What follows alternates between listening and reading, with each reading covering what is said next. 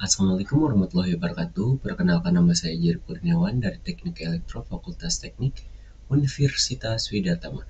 Di sini saya akan membahas materi tentang tren masa depan dalam pengadaan konstruksi. Pendahuluan dari materi ini adalah industri konstruksi terus berkembang dengan munculnya teknologi baru serta meningkatkan tuntutan akan keberlanjutan dan efisiensi.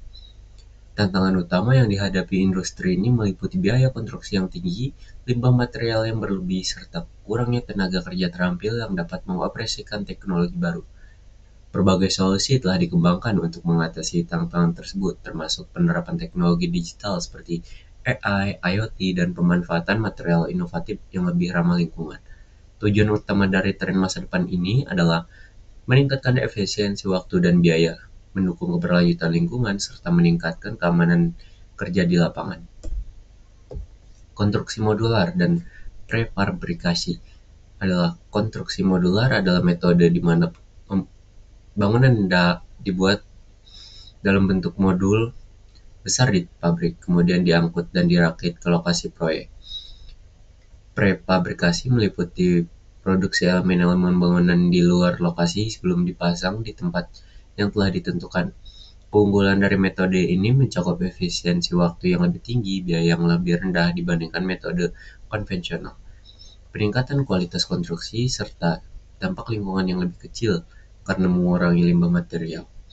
Contoh penerapan konstruksi modular ada pembangunan rumah sakit modular selama pandemi COVID-19 yang dapat diselesaikan dalam hitungan minggu, serta pembangunan perumahan modular di kota-kota besar seperti London dan New York untuk mengatasi krisis hunian.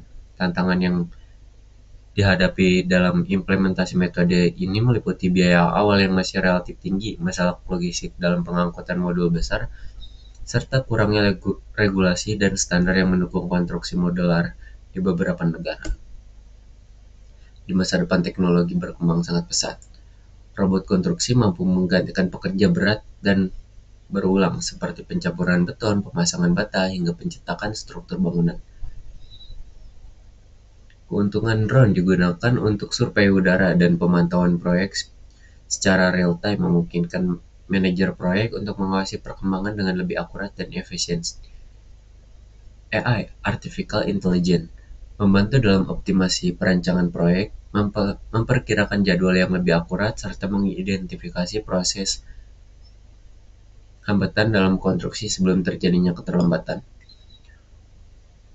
Utama dari automasi ini adalah peningkatan efisiensi kerja, pengurangan risiko kecelakaan tenaga kerja, serta penghematan biaya operasional dalam jangka panjang. IoT dalam konstruksi. Di sini teknologi ini juga memungkinkan pemantauan keamanan kerja seperti deteksi gas beracun, suhu ekstrim, atau beban struktural yang melebihi batas aman. Sensor IoT digunakan untuk memantau kondisi struktur bangunan, suhu lingkungan, dan konsumsi energi secara real-time. Contoh implementasi IoT dalam konstruksi adalah penggunaan helm pintar yang dilengkapi sensor untuk mendeteksi kelelahan pekerja, serta sistem pemantauan bangunan dapat memberikan peringatan dini terhadap kemungkinan kerusakan struktural. Material inovatif seperti beton ramah lingkungan menggunakan limbah industri seperti abu terbang dan slag baja untuk meringkatkan emisi karbon yang dihasilkan dalam proses produksinya. Self-filling concentrate adalah jenis beton yang mengandung bakteri khusus yang dapat memperbaiki retakan sendiri dengan menghasilkan kalsium karbonat ketika terkena air. 3D printing untuk konstruksi memungkinkan pencetakan bangunan secara langsung menggunakan material cair, sehingga dapat mempercepat proses konstruksi, menghemat biaya tenaga kerja, serta mengurangi limbah material. Penggunaan material inovatif ini berkontribusi dalam menciptakan bangunan yang lebih tahan lama, lebih hemat energi, dan lebih ramah lingkungan. Konstruksi berkelanjutan. Konsep keberlanjutan dalam konstruksi semakin berkembang dengan fokus penggunaan material daur ulang, energi terbarukan, serta pengurangan emisi karbon dalam proses pembangunan. Serta pembangunan modern dirancang untuk lebih hemat energi dengan memanfaatkan ventilasi alami, pencahayaan efisien, serta sistem isolasi termal yang baik. Contoh penerapan konstruksi berkelanjutan mencakup penggunaan panel surya untuk pasokan listrik, seperti air daur ulang untuk efisiensi air, serta penggunaan kayu rekayasa sebagai alternatif materi bangunan yang lebih ramah lingkungan. Tantangan dalam implementasi teknologi baru ini adalah salah satunya. Tantangan terbesar dalam adopsi teknologi baru adalah biaya awal yang tinggi, termasuk investasi dalam peralatan canggih serta pelatihan tenaga kerja yang diperlukan. Kurangnya tenaga kerja yang terampil dapat mengoperasikan teknologi seperti robotik, AI, dan IoT juga menjadi hambatan utama dalam implementasi inovasi di sektor konstruksi. Regulasi yang belum seragam di berbagai negara membuat penerapan teknologi baru menjadi kompleks, terutama dalam hal perizinan dan standarisasi konstruksi berbasis teknologi.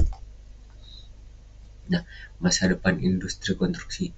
Tren industri konstruksi akan terus berkembang dengan semakin luasnya adopsi digitalisasi, teknologi berbasis data, serta solusi keberlanjutan yang lebih inovatif.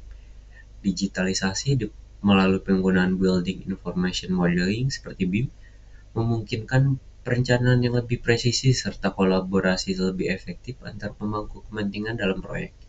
Penggunaan energi terbarukan dan material daur ulang akan semakin dominan, mengarah pada industri konstruksi yang lebih hijau dan ramah lingkungan. Dengan semakin berkembangnya teknologi, masa depan industri konstruksi diprediksi akan menjadi lebih cepat, lebih murah, lebih aman, dan lebih berkeberlanjutan.